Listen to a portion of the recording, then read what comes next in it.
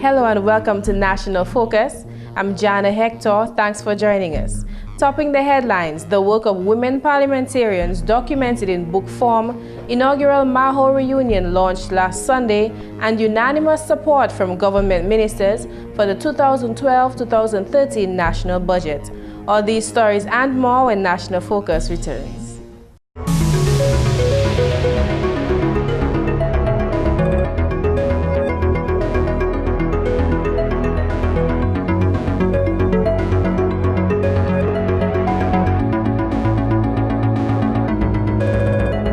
Welcome back. Time now for the details of the news.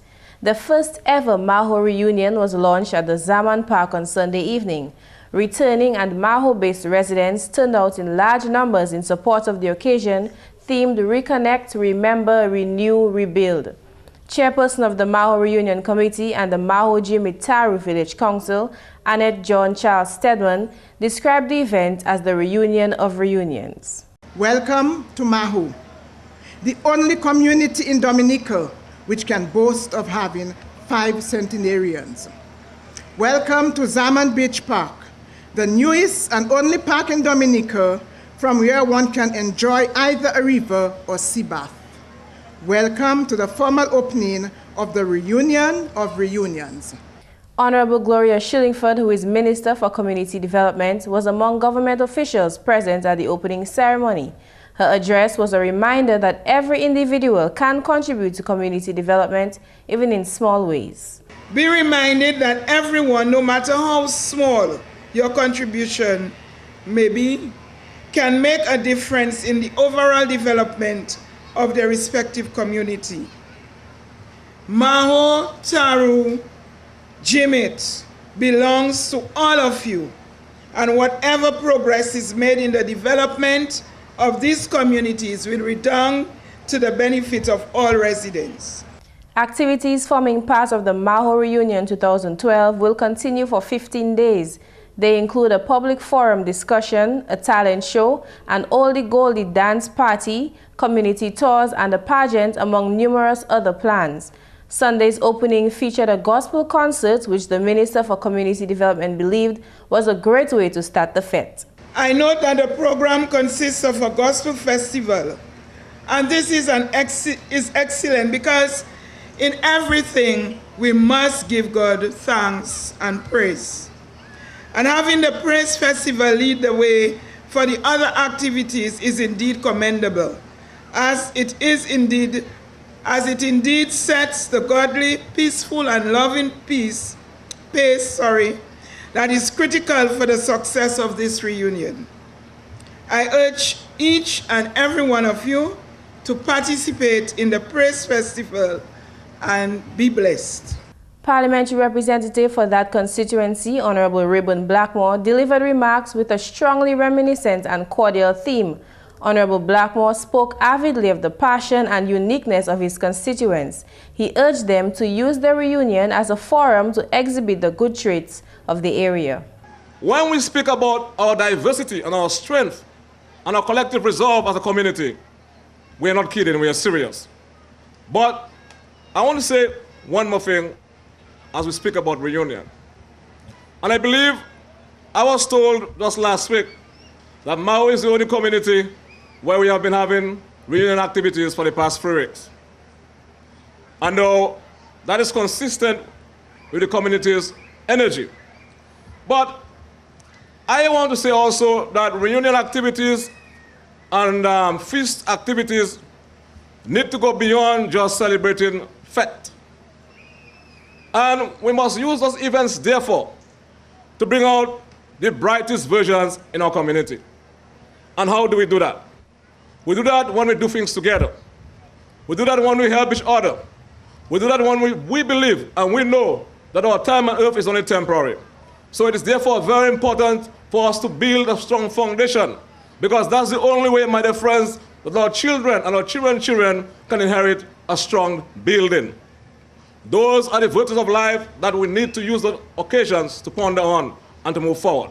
Prime Minister Honorable Roosevelt Skerrit was tasked with declaring the festivities officially launched. Before doing so, he had a few words of advice for the large crowd present, especially those returning home, on how to invest in their community and in Dominica. I would like also challenge you, if you have not done so, the need for you to buy a piece of Dominica. Do not wait for retirement to rush to Dominica and try to get a piece of land. Buy a piece of land now and build your vacation home instead of going to Florida and build a vacation home. The weather here in Dominica is much better than that in Florida.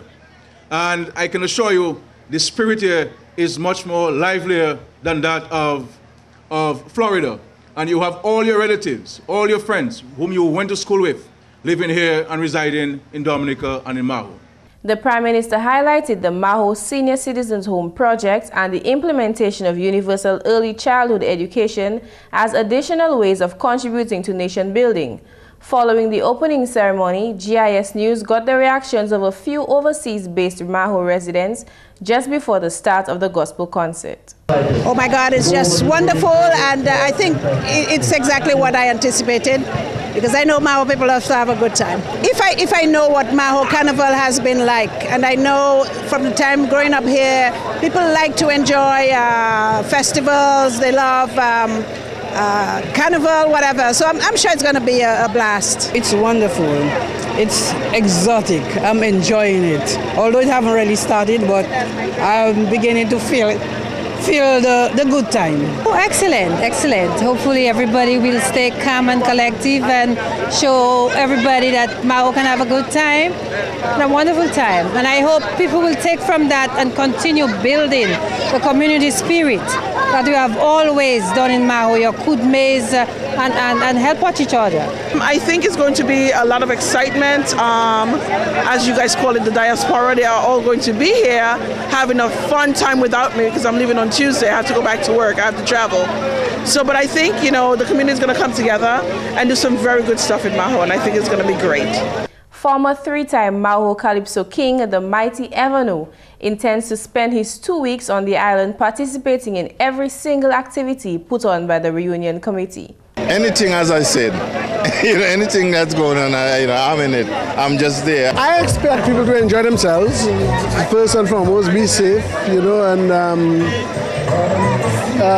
continue to meet a lot of people. Basically, it's a reunion where we meet people we haven't seen for a while. And hopefully, I'll meet lots of friends I went to school with, and reconnect. Cheryl Ambrose was very excited about the night flight that took her to Dominica in time for the launch of the reunion. I had my first night landing in Dominica, so I can go back and tell Canadians that we have night landing. They can come home anytime. And it's a pleasure to be here, to meet family and friends, and what we haven't seen in a long time. So I am happy to be here. I'm always here. I have family and friends here. The contributions of 30 Dominican women who are currently serving and who have served Dominica's parliament over the past years have been officially documented in book form. The book, entitled Women in Parliament in Dominica, Past and Present, was launched at the Dominica House of Assembly on Saturday evening. The book was co-authored by Speaker of the House of Assembly, Honorable Alex Boyd Knight, and historian and anthropologist, Dr. Lennox Honeychurch. In addressing Saturday's official book launch, Honorable Alex Boyd Knight said the aim of the book, by highlighting the examples of those who served, is to encourage more young women to get involved in politics. This idea came about and I decided, okay, well, I know about Lady Mary Junior Charles. Much has been written about her. But if I am to influence other women or try to do so, I need to let them know what other women in Dominica have been doing. And so I tried to do a little research and couldn't find anything.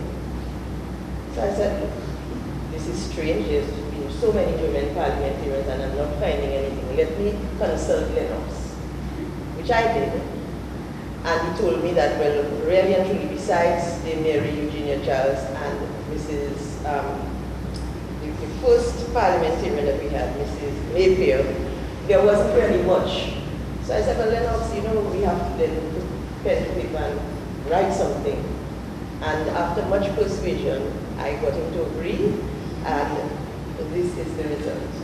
Co-author Dr. Lennox Honeychurch pointed out that the book doesn't only feature Dominica's female parliamentarians, but also gives an account of the constitutional, social, and political changes that led up to women being given the vote for the first time in 1924. The book also goes on to detail the road to independence and the developments following the granting of universal adult suffrage in 1951. This book not only deals with the women themselves, starting with Elmer Napier in 1940, but I thought, in discussion, we thought that it would be good to include in this book such things as the background to the House of Assembly, the membership, for instance, and the different constitutional changes that took place. From a time when to be able to vote or to be able to be a member of the House of Assembly, you had to be a white Protestant male. And it wasn't until 1829, with the Roman Catholic Emancipation Bill, that Catholics were able to be members of the House or indeed public servants. And then 3 years later, in 1832, you had what they called the Brown Privilege Bill, which was the abolition of discrimination on grounds of color in Dominica, but among, of course, free people. Because the British government realized that without the people of color, they wouldn't be able to run the colony at all. And so they passed this legislation. This then enabled the House to be filled by 1936 and 1938 with a majority of people in color, making Dominica the first colony of the British Empire to achieve this feat. And so we went on, making these breaks and these distinctions, and this is what we cover in the first half of the book. The constitutional changes, the changes to the makeup of the House of Assembly. Cultural activist Alwyn Booley congratulated the two authors on their important work, which has been identified as the first documentation of its kind in the Caribbean.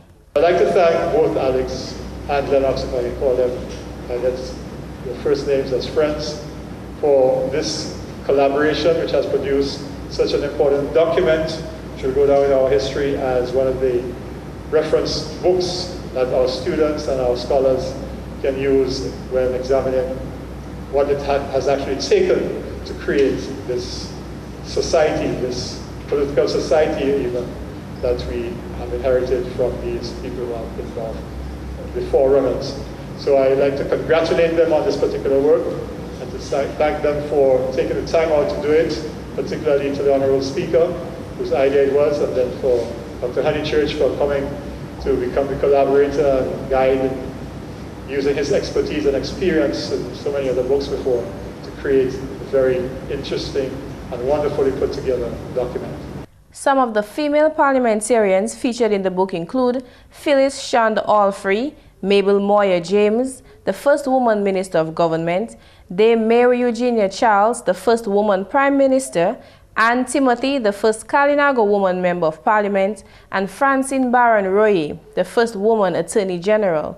The book was financed by a grant secured by Speaker Boyd Knight from the British High Commission for the Eastern Caribbean based in Barbados. The book is available for purchase from the House of Assembly at a cost of EC $40. In more news, when the third session of the 8th Parliament of the House of Assembly adjourned last Friday, there was unanimous support by government parliamentarians for the 2012-2013 national budget. GIS News spoke with 3 ministers of government following the session's end. Honorable Justina Charles, who is Minister for Sports and Youth Affairs, as well as Parliamentary Representative for Grand Bay constituency, felt the budget was a people-oriented one. I think this budget is a budget that was well crafted, looks at all the various sectors in society, addresses the needs of all citizens. I mean, not all the needs, but I mean concerns of all the citizens. I think it was developed with people in mind. It's a people-oriented budget where taxes are not going to be, further taxes are not going to be imposed on the people, and so that persons can continue to enjoy a healthy standard of living. I think basically, all in all, the budget was well put together. I think in this present economic situation, it is well done. Minister Charles also stated that in her opinion, the measures taken by government to earn revenue will not be too taxing on Dominicans. Even the areas in which that government is hoping to generate some revenue is not something that's going to be an everyday thing in terms of the passports and some of the certificates that they may be asking and some of our ID certificates. These are things that we get occasionally. So it's not going to be a consistent thing. I think it also says that if we have our documents, we need to take care of them. So that in itself can help us to be a little more careful. So basically, I think the budget is a very, very good budget. In related news, Health Minister and Minister for Urban Renewal, Honorable Julius Timothy, said that the budget reflects how important health is to the Labour Party government. Bearing in mind we're in slightly difficult times and the budget is well crafted. In terms of my ministry, health, we are getting 13% of the recurrent expenditure, which is in fact a higher percentage than all the other OECS countries. So it shows that government of Dominica is really committed to the health care of Dominicans. The health minister revealed that at the top of his ministry's agenda is the ongoing battle against chronic non-communicable diseases, CNCDs. Honorable Timothy said that it is important to battle those diseases to maintain the highest standard of life and independence for Dominicans. We have begun to put in place a lot of procedures and medicines and so on to ensure that we can deal with the CNCDs. I can tell you personally what gets me the amputations. I feel very funny when I see people I know normally walking around. Suddenly they have one or no feet. Because I mean, these are the things I say I would never like to see happen to me, loss of my limbs or blindness. So I mean, I personally would do everything in my power, within my abilities, to ensure that we can deal with the chronic non-communicable disease, especially diabetes. With regards to Honorable Timothy's duty as Minister for Urban Renewal, he noted that the budget has allowed for work to commence soon on housing units and housing repairs. We are responsible for the State House. We are responsible for the President's House. We will also be responsible for housing units within the city of Roseau. At the moment, we have 2 units scheduled, one for Bath Estate and one for Emsall, and I expect within the next 3 months we will see construction begin therein. So in terms overall of my ministry, there's a lot of work ahead for us, and the budget has prepared a way forward for us.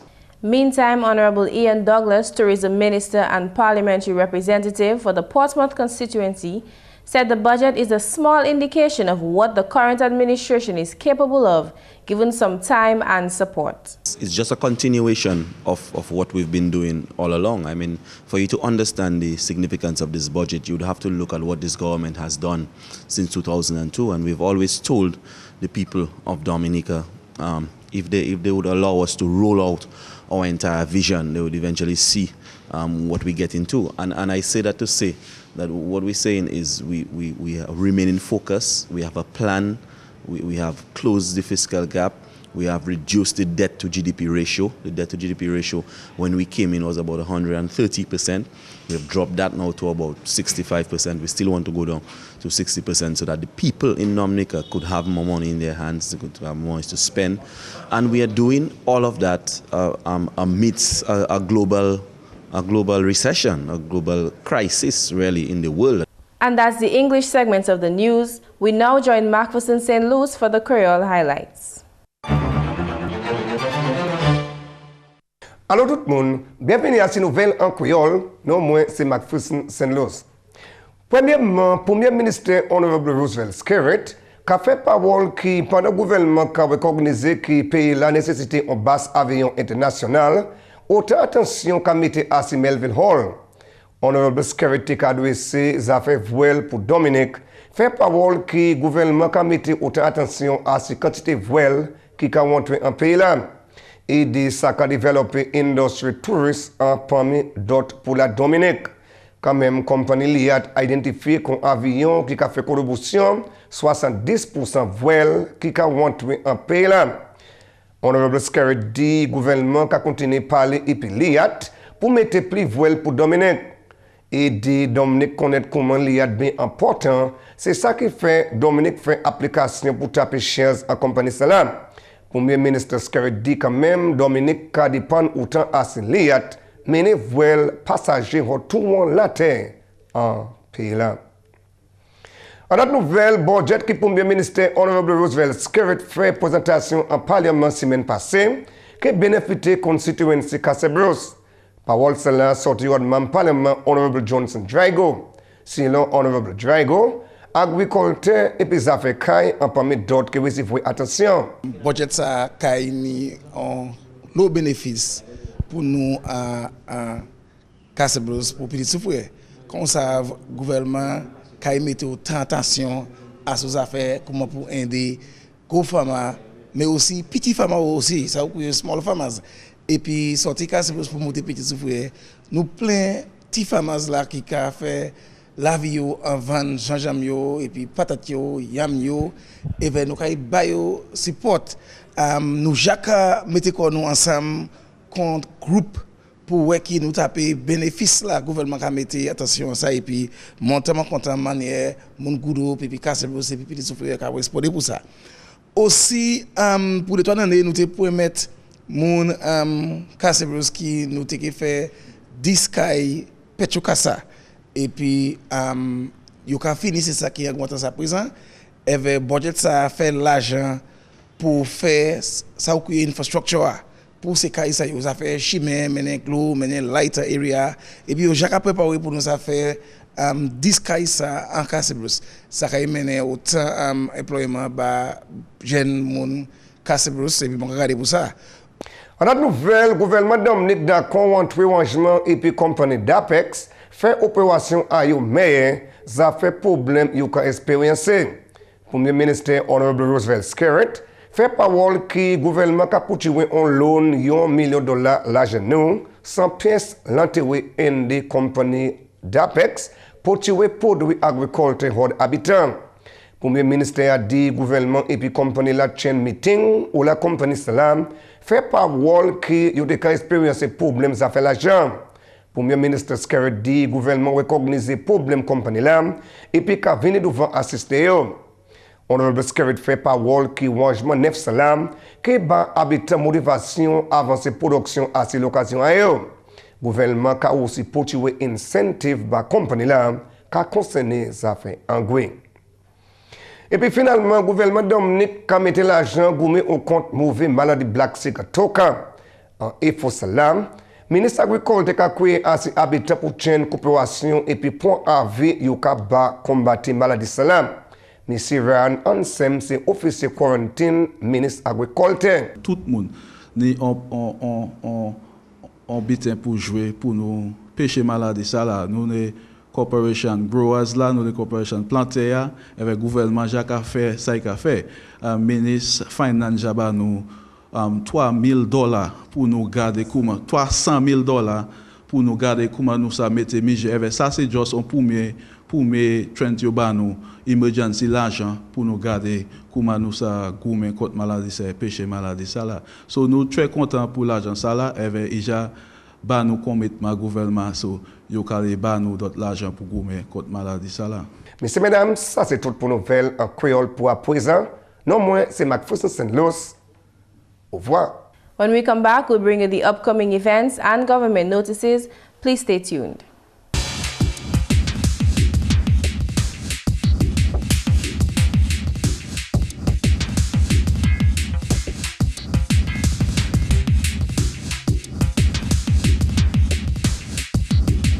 You're watching GIS. All those concerned are asked to note the following hurricane shelters and shelter managers for the communities of Mont Jean, La Plaine, and Boitica. Monjon, your hurricane shelter, is the upper section of the Monjon Primary School, where the shelter manager is Loftus Matthew and the assistant shelter manager is Eddie George. La Plaine, your 4 hurricane shelters are the house of Anastasie Libla. The shelter manager there is Curtis Beaupierre and his assistant is Keffington Stedman. Also, the original Pentecostal church, where the shelter manager is Curtis Vigilant and the assistant manager is Julian Newton. The Jones Beaupierre Primary School, shelter manager Anthony Barron, assistant shelter manager Udley Daru. And the La Plaine Pentecostal Church, where Davis Thomas is the shelter manager and Ronnie Beaupierre is the assistant. Boitica, the Women's Sewing Group building, is your hurricane shelter. The shelter manager there is Titus Saintville and his assistant is Angelina Daniel. The Ministry of Education wishes to inform the general public of its collection and distribution of textbooks for the 2012-2013 school year as follows. For students attending the 3rd to 4th forms of the Dominica Grammar School and the Isaiah Thomas Secondary School, you are asked to collect your textbooks on Tuesday, July 24 from the JSP building located in Bath Estate from 8:30 a.m. to 4 p.m. And for students attending the 1st to 4th forms of the St. Martin's Secondary School and the St. Mary's Academy, you are asked to collect your textbooks on Wednesday, July 25th from the GSP building in Bath Estate from 8:30 a.m. to 4 p.m. Please be guided accordingly. The Lubia Village Council, in collaboration with the District Police, invites all villagers, including Castle Comfort, Wallhouse, and Leopoldville residents, to a talk on the role of the police in disaster management. This is planned for Thursday, July 26th at the Lubia Resource Center from 7 p.m. The council urges all to attend and to be on time. The Division of Agriculture will be conducting a series of sensitization meetings to educate farmers, exporters, traders, and the public on the Black Sigatoka disease on Tuesday, July 24 in the following communities: Bells at the Pilgrim Holiness Church at 4 p.m., Colliho at the Colliho Community Center at 4:30 p.m., Boitica at the Boitica Sewing Building at 6 p.m., and the communities of Capuchin, Cottage, Clifton, Savonpai, and Gillett at the Cottage Community Center at 3:30 p.m. Please make a special effort to attend and to be on time. Up next, the tip of the day. Our tip today deals with increasing self-confidence. Ask yourself, what's the worst that could happen? It's easy to get lost in a vague fear or very improbable scenarios of what might happen if you go through something. When you really ask yourself, what's the worst thing that could happen, you can get a clearer picture. A bit of fear vanishes and you discover that the potential consequences are seldom as frightening as you first thought. By doing this, you define the potential consequences and also discover that whatever might happen, you can manage and recover from it. And that's National Focus. As usual, we invite your suggestions or comments. Please feel free to drop us an email at gis@dominica.gov.dm, or you can visit our website at news.gov.dm, or you could visit our GIS Dominica page on YouTube and Facebook. On behalf of the entire news production team, I'm Jarna Hector. Thanks for watching.